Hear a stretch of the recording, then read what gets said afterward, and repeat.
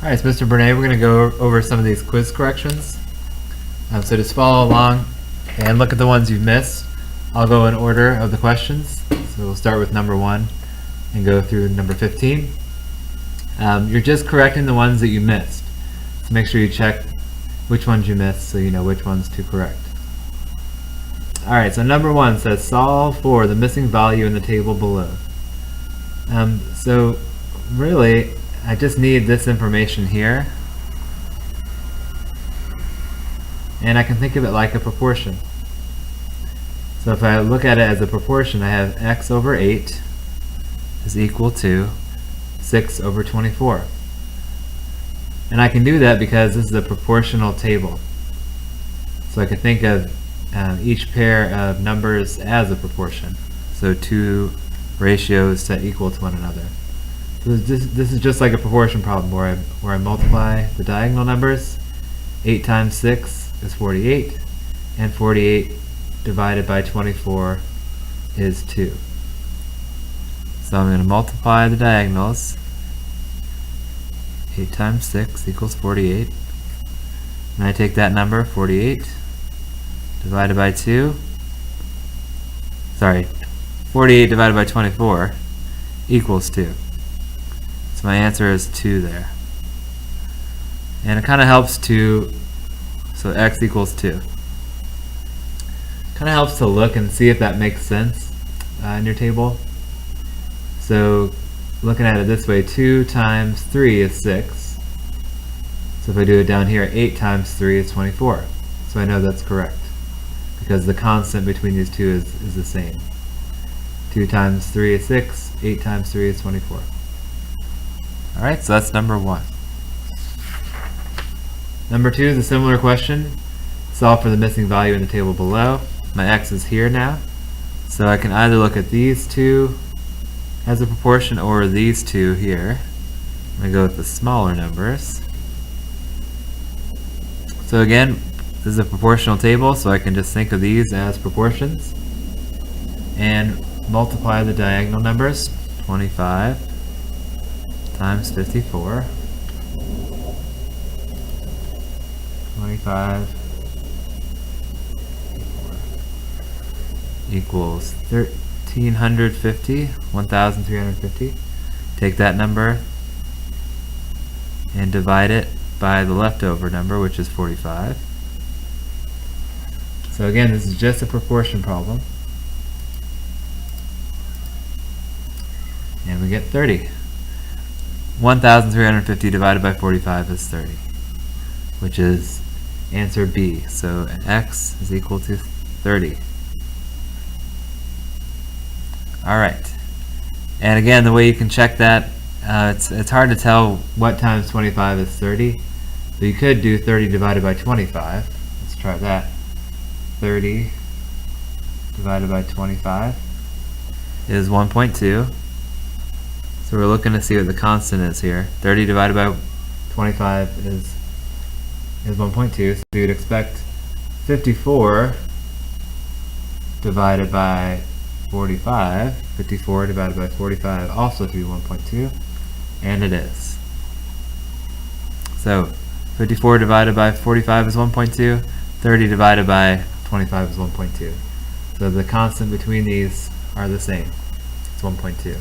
But our answer is x equals 30. Alright, so again, you can just look at these missing values in the tables as just proportions. It's another way to write out a proportion.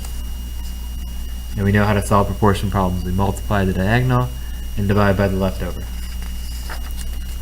Speaking of proportion problems, this is also a proportion problem. So again, like we just said, you multiply the diagonal. 12 times 20. 12 times 20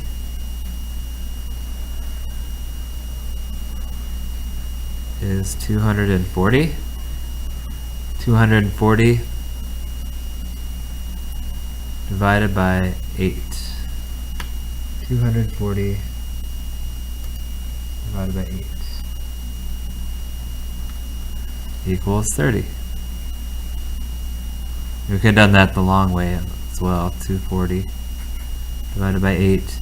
8 goes into 24. 3 times 8 is 24. You get 30. Either way, the answer is x equals 30. You multiply the diagonal, and then you divide by the leftover number here. Solve your proportion. Number 4, another proportion problem. So you're going to multiply the diagonal numbers. 18 times 6, 48. That's 108. And then 108 divided by 9. So you multiply the diagonal numbers, divide by the leftover number, which is 9. 9 goes into 10 one time. 9 times 1 is 9. 10 minus 9 is 1. 9 times 2 is 18. So our answer is 12. X equals 12. So again, the proportion problems, you're just multiplying the diagonal numbers, dividing by the leftover. So 18 times 6, and then that divided by 9 is 12. Alright, number 5. This is a little different, but very similar, you'll see. It says, which of the following numbers below will complete the ratio to make them equivalent? Well, equivalent ratios are also called proportions. So this is another way to write a proportion. So we have 2 over some number. That's where the blank is. So another way to write 2 colon blank is 2 over x is equal to 10 over 30. So I just turn these into a proportion that we recognize. Now I can solve just like a regular proportion problem. 2 times 30 is 60. So 2 times 30 is 60. And then 60 divided by 10 is 6. So our answer is A, 6. So that's the missing number here. So if you think about this, if you think about it as reduced ratios, the reduced version of 2 to 6 is 1 to 3, because 2 divided by 2 is 1, 6 divided by 2 is 3. Over here, the reduced version of 10 to 30 is 1 to 3 as well, because 10 divided by 10 is 1, 30 divided by 10 is 3. So that's another way to think of it. Think about what the reduced versions would be. Alright. I'll show you another way to think of it too on this one. So number 6, we'll first solve it using proportions. So I'm going to rewrite 20 to 8 as 20 over 8 is equal to 14 over, we don't know, so we'll call it x. Alright, so we turn this into a proportion because it's the same thing. So now we can solve 14 times 8. 2 is 112. 112 divided by 28. Use a calculator for this. 112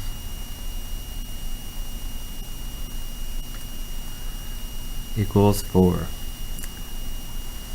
So 4 is a number here. Alright, so another way you can think about this is, look at these first two numbers. 14 is half of 28, so therefore this number that's missing should also be half of 8. And 4 is half of 8. So you know that you're correct. Alright, number 7. Okay, this is a simple word problem. For a parade, 20 dancers arranged themselves evenly in 4 rows. How many dancers were in each row? 20 dancers, 4 rows. 20 divided by 4 is 5. Alright, another way to look at this, 4 rows, so 1, 2, 3, 4, think of it like an array. So for 20 dancers to go in these 4 rows, here are 1, 2, 3, 4 dancers, I need to make an array that looks like this.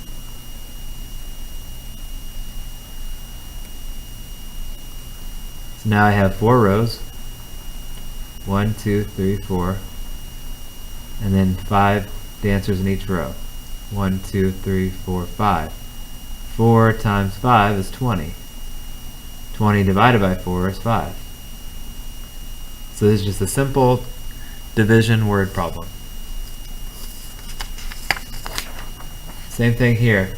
Maria used 25 stamps to mail 5 letters. She used the same number of stamps on each letter. How many stamps did Maria put on each letter? Another division word problem. 25 divided by 5 is 5. She put 5 stamps on each letter. 5 stamps, 5 letters, 5 times 5 is 25. 25 divided by 5 is 5. That's number 8. Number 9. A shoe salesperson took 30 shoe boxes and arranged them into stacks of 3. How many stacks did the salesperson make? Another division problem.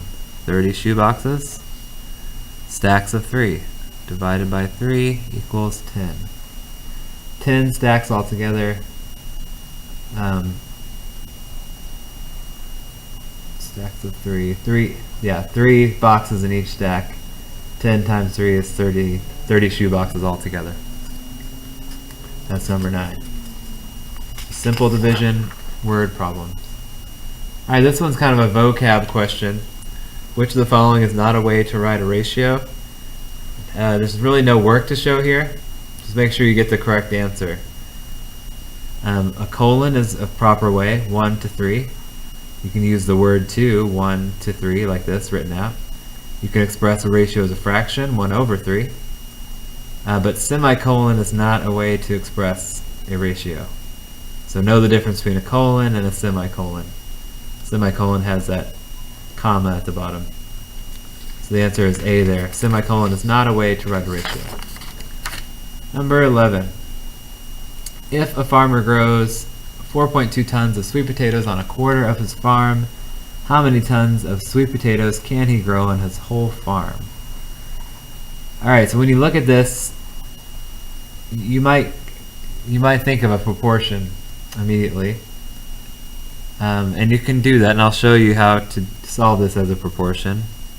You can think about 4.2 tons of sweet potatoes on 1/4 of a farm. So you can either write it as a fraction, 1/4, or you can write it as 0.25, quarter of a farm. So this many tons of sweet potatoes on this amount of a farm. How many tons? So we're looking for tons, so our x goes on top with tons. How many tons of sweet potatoes can he grow on his whole farm? So this might confuse some of you, or it might have confused some of you because there's no number here. But the whole farm represents one farm. It's not a part of a farm. It's the whole farm. So one farm. So if you wanted to solve this like a proportion, this is what it would look like. So then you would, to go about solving it, you would multiply the diagonal. 4.2 times 1 equals 4.2. Then divide by the leftover. 4.2 divided by, and I'm going to turn that to a decimal, 0.25. This is the decimal equivalent of 1/4. So 4.2 divided by 0.25 equals 16.8 tons of sweet potatoes. That is one way to solve it. Another way to solve it is just by using your math sense here. He's growing this many tons of sweet potatoes on this much of his farm, 1/4. So you want to think, how many of these parts, so 1/4, how many quarters does it take to make a whole farm? Let's draw a picture here.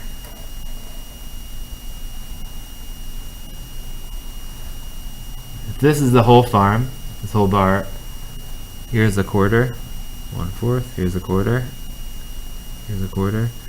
So it takes 4 quarters to make one whole farm. So if he grows on this part 4.2 tons of sweet potatoes, he would also grow 4.2 here, tons, and 4.2 here, and 4.2 here. So on each quarter of the land, he's growing 4.2 tons of sweet potatoes.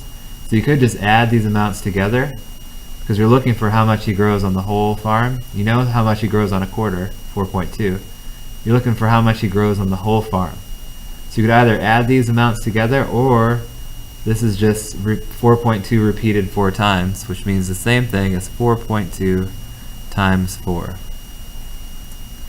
which equals 4 times 2 is 8, 4 times 4 is 16, move the decimal one place over, 16.8 tons. Alright, so 2 different ways to do that. You can either set it up as a proportion, or you can think about how many parts of the whole that 1/4 of the land is. That's number 11. Number 12, what is the unit rate? This is another vocab question.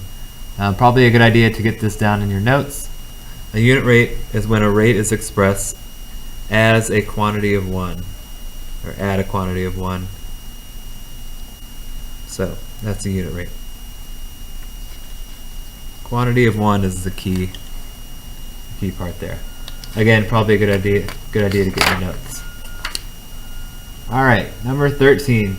If there are 11 students that wear glasses in a class, and a total of 25 students, what is the ratio of students who wear glasses to students that do not wear glasses? Alright, so 25 total students, 11 students that wear glasses, but we only care about what's the ratio of students who wear glasses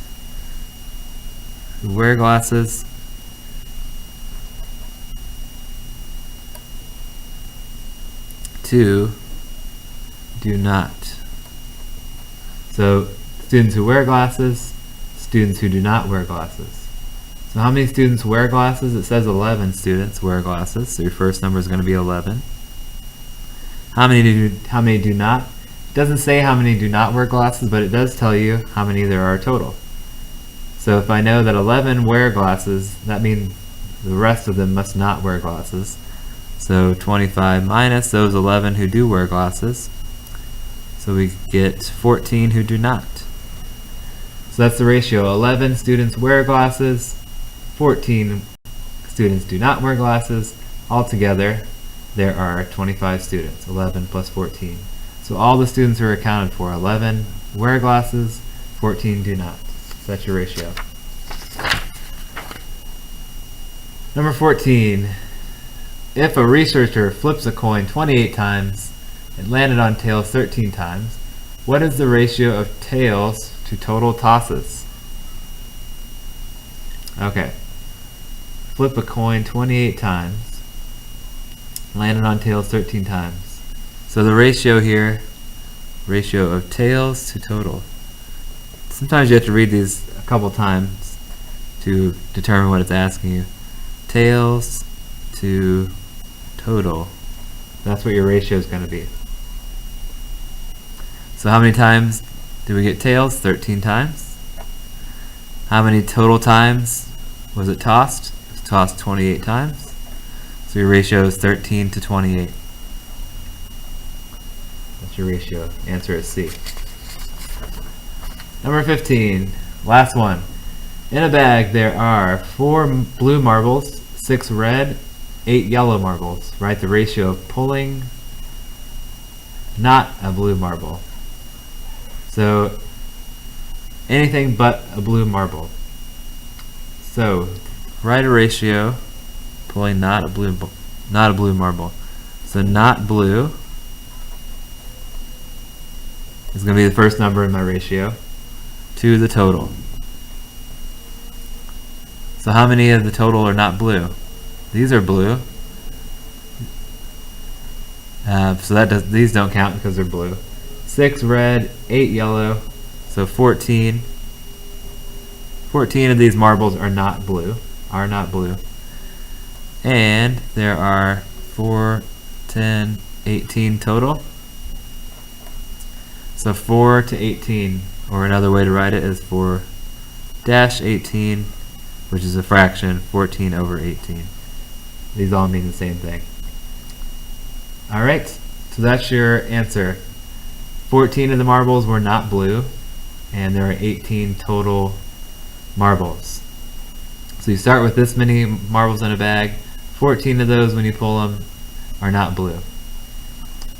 Alright, so again, make those corrections on your quiz, show your work, and you can get some partial credit back on your quiz grade. Good luck.